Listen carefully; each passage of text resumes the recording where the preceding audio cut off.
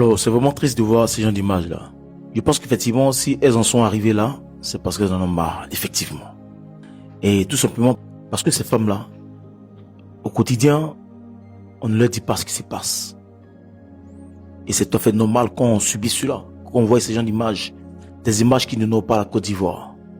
On ne devait pas en arriver là si on pense que certains acteurs du gouvernement faisaient le travail convenablement, comme le président de la République le demande. Alors, chers parents, je sais que le président de la République, il voit toutes ces images. Et sachez qu'il est là, qu'il travaille pour vous. Le président est soucieux de ce qui se passe. Parce qu'il a donc passé cette mandature de 2026-2030 sur le sceau de l'eau potable.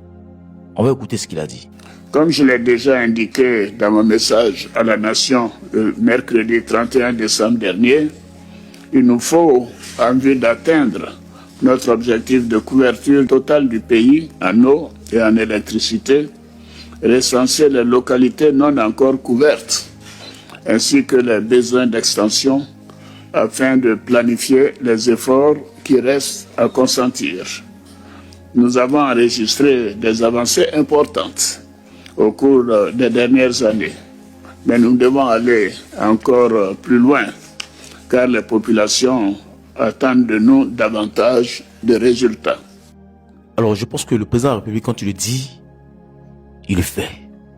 Les parents, il est soucié de cela. Moi, je me suis rendu sur le nouveau site de traitement d'eau des lagunes d'Agia, César Niaman Débarcadère.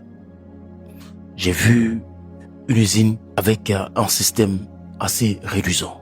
Vous savez, aujourd'hui, la population d'Abidjan a augmenté massivement.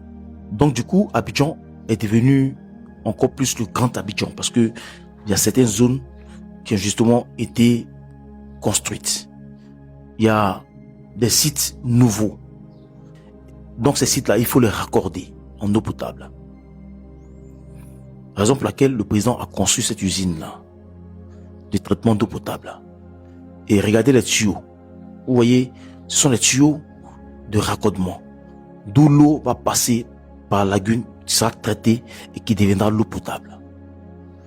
Vraiment, ce sont les difficultés que les populations vivent. Même nous-mêmes, on vit cela. Parce que nous aussi, on habite à Bobo. Mais je vous assure que le président n'abandonne rien. N'abandonne absolument rien.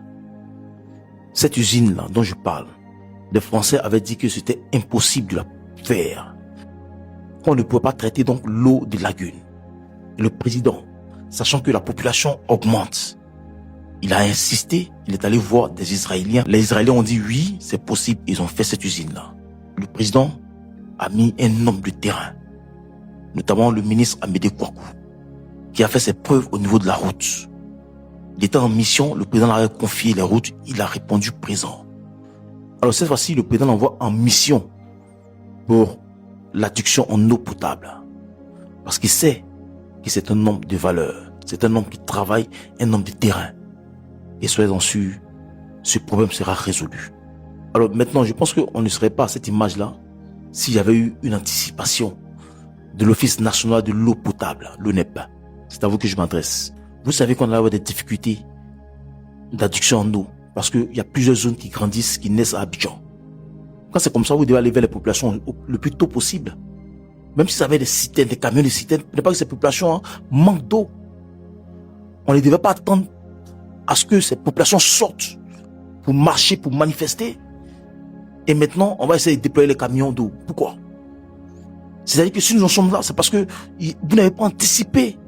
Alors, à mes amis de l'opposition, voici des choses qui sont importantes sur lesquelles j'aimerais que vous puissiez tabler.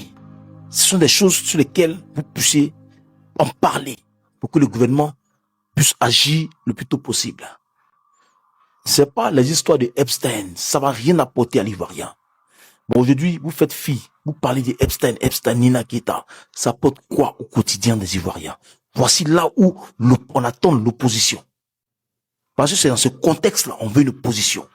Alors moi, j'adresse donc mon message au gouvernement de Côte d'Ivoire. Je pense que on doit agir le plus tôt possible pour que les populations ivoiriennes puissent être encore plus heureuses. Parce que le président l'a dit. Son objectif, c'est un résultat. Il faut que les populations ressentent un résultat.